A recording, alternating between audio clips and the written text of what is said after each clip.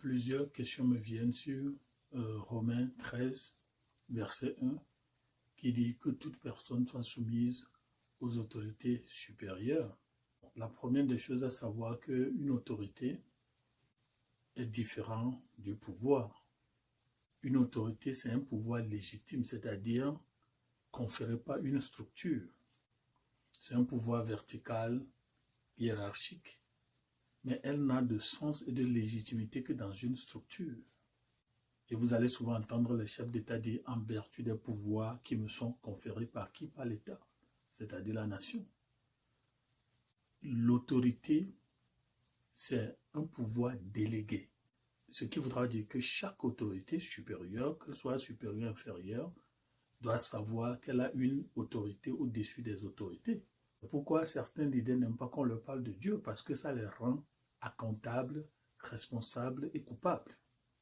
Romains 13, verset 1 n'est pas là pour bibliciser ou diviniser la dictature, l'oligarchie, la soldacratie et ce que nous appelons aussi en sciences organisationnelles les tactiques politiques de prise de décision. Un appel à un comportement civique prudentiel dans des États où Néron, après avoir tué sa maman, qui a fait tuer aussi son mari, l'empereur Claude, a promis un régime de terreur.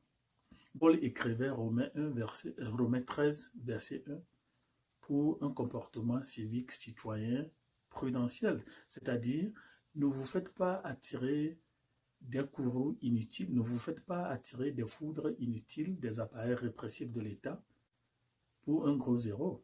C'est-à-dire dans des États où Néron, ils utilisent les appareils répressifs de l'État comme les fours de Nebuchadnezzar pour calciner les citoyens, dans des royaumes où le roi fait de son pays un bouilloire dans lequel la viande qui est cuite est celle du citoyen.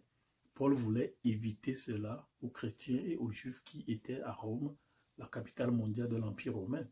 Romains 13, verset 1 n'est pas là pour bibliciser le Bini Huit Torah. Bon, Jean, Pierre, Moïse n'a pas, par exemple, suivi aveuglement le pharaon. Même les sages-femmes égyptiennes n'ont pas suivi le mot d'ordre ou bien le décret présidentiel pharaonique de sacrifier une ethnie donnée. Et vous allez voir beaucoup d'exemples comme ça dans la Bible. Daniel n'a pas respecté le décret de loi signé en conseil des ministres leur demandant de ne plus prier. Donc Romains 13, verset 1 n'est pas là pour bibliciser ce qui est contraire à la supra-autorité qui est Dieu. Toute autorité venue de Dieu représente la tête des institutions. Donc, Dieu veut des têtes et non des crânes. La tête n'est pas la seule partie du corps. Donc, Jésus a dit la même chose lorsqu'il disait « Donnez à César ce qui est à César ». C'est-à-dire que César lui-même ne savait pas qu'il appartenait à Dieu. César ne savait pas que son royaume, son empire, la population, le territoire, les ressources appartenaient à Dieu. Donc Jésus dit, donnez à César son orgueil et son ignorance. Mais reconnaissez que l'institution politique vient de Dieu. Donc Romains 13, verset 1 est là plutôt pour que le chrétien citoyen ait un comportement civique et respectueux, responsable, mais pas au sacrifice de l'obéissance qu'on doit à la supra-autorité qui est Dieu.